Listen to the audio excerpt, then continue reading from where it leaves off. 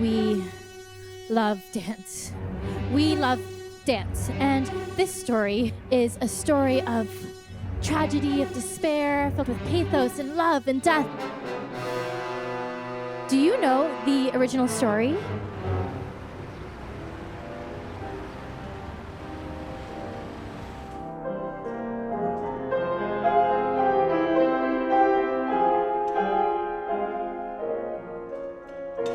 I was freelancing as a choreographer. Pre-2004, I was trying to find my own voice. And I worked with other choreographers, young, emerging voices.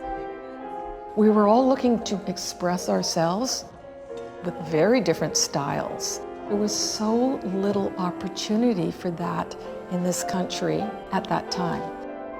And I thought, what happens if you bring a group of directors together with an amazing group of choreographers with a variety of young artists who had different backgrounds, and you put them in a room together and see what could be produced? And that was the beginning of Northwest Dance Project.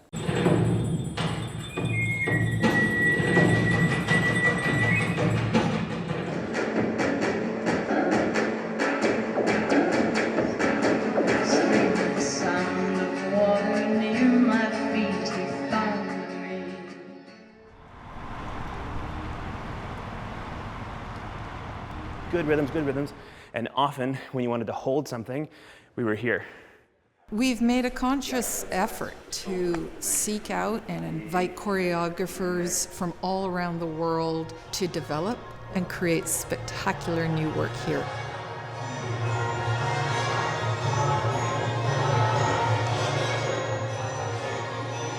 We titled the show Stravinsky, and Isan Rustam has committed himself to doing The Rite of Spring, and Joseph Hernandez is doing Petrushka.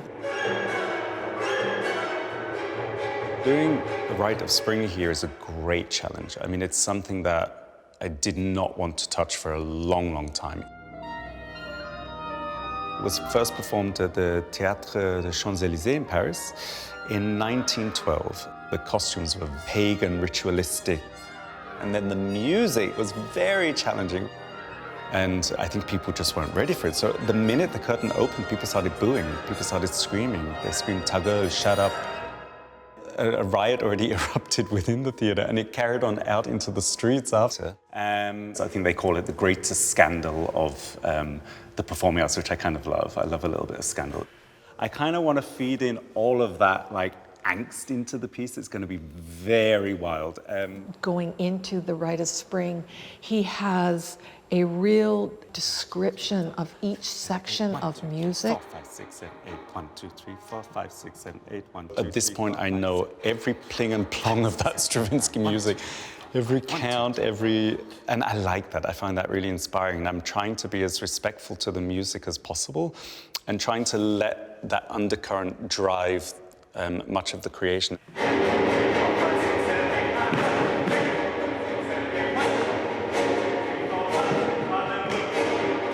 I'm by nature a relatively organized person. It sort of keeps me in check. We have some masks coming along, and I kind of like this. And I'm using the mask as a symbol of the chosen one, but also of removing identity. I'll always create quite an extensive dossier consisting of many images, consisting of a lot of ideas thrown in there, consisting of costume ideas, prop ideas, set ideas. All right, why don't we swing a leg and just begin? Yeah? So just a full 8 to come into the space. 1, 2, 3, 4, 5, 6, 7, 8. 1, 2, 3, 4. That works. So then before I arrive, I pretty much have a clear overview of what I'm going to do. And I'll have a timeline and spreadsheets, and I have to get this done by this time. And like, I'm giving myself an ambitious task of I have to do 15 minutes in this first week. I mean, that's crazy, but I have to do it because the timeline we have. 5, 6, 7, 8, 1, go.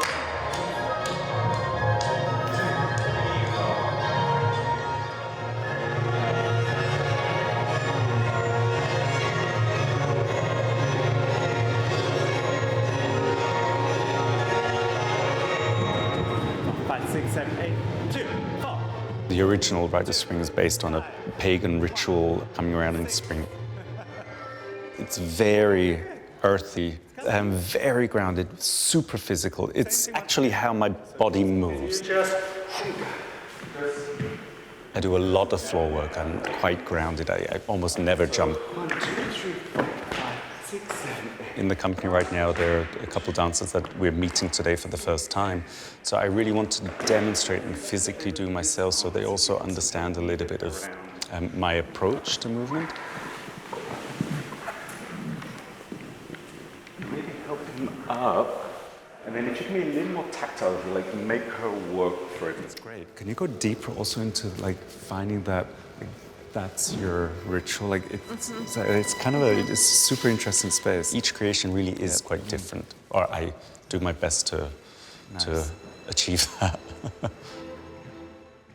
At the heart of Northwest Dance Project, we love to let our choreographers come and try to instill that they can push boundaries and maybe turn the box over and see what we get, because I think that's the future. We're going to do something we call folding.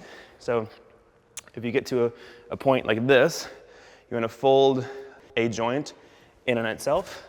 Joseph will surprise me, and he is tackling some of the difficulties of the history of the work.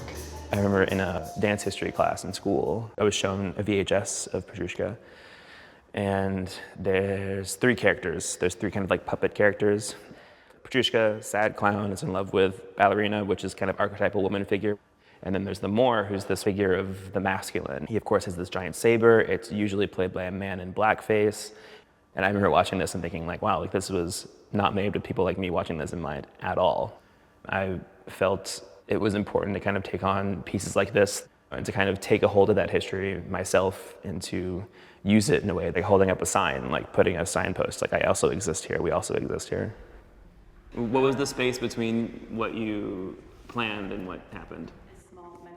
He's working very closely with the dancers. It's almost like a free form. He had us write little poems about things. We're pulling from the old Petrushka, but really kind of opposing it in a new way, kind of really leaning away from what it was in the past. 2 things. There's like the piece as it exists in history and like the weight of that.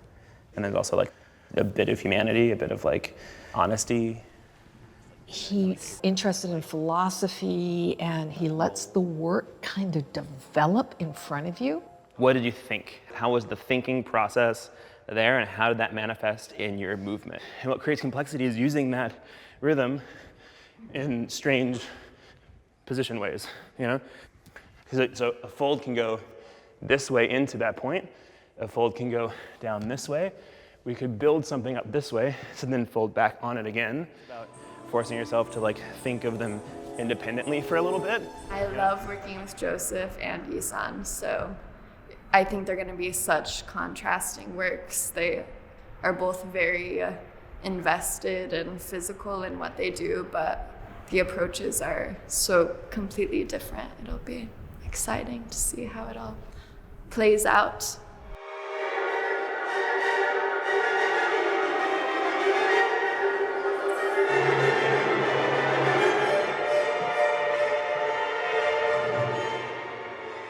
It's a marathon for the dancers. I mean, an absolute marathon, but I like that, and it's exciting.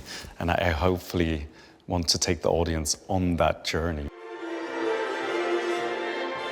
could be excited about it being over.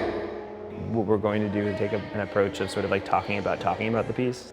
We know that the theater isn't perfect, but it should be a place to dream, to experience, to heal, instead of constantly perpetuating more harm. The piece is quite personal. It's very political, very specific, and it's very vocal about its positions. I'm excited to share this with people, and I'm also a little bit terrified.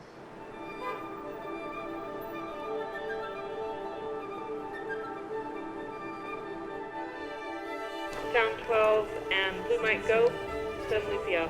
1, 2, 1, 2. We have an incredible lighting designer and team that go in, and they will be watching all the work. Lights, sound, and rail, go. When you transfer a work from the rehearsal studio, there's some magic that starts to happen. Just something very Vogue Italia. It's like all the finishing touches that are put on. More like physicality because it's just going into that music. I call the rehearsals, I call them the kitchen. So everything is chop, chop, chop, chop, and you're making it, and then you have to put it all together. And the stage is like the dining room table. You present it, this brilliant meal that you've cooked. And all the pieces will be timed and put together at the right moment. It's like making a big cake. It's just fantastic. Just love it. Lights 201, sound 41, go.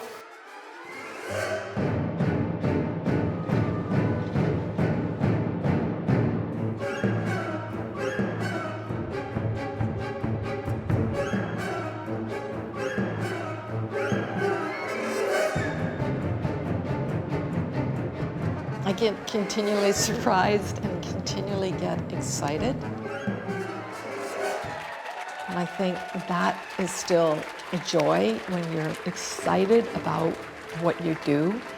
I don't feel like it's a career anymore. I kind of feel like it's my life.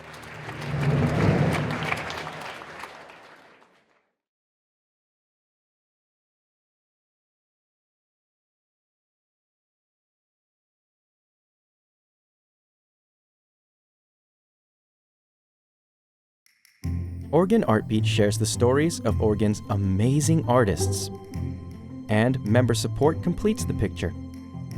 Join us as a sustaining member at opb.org/video.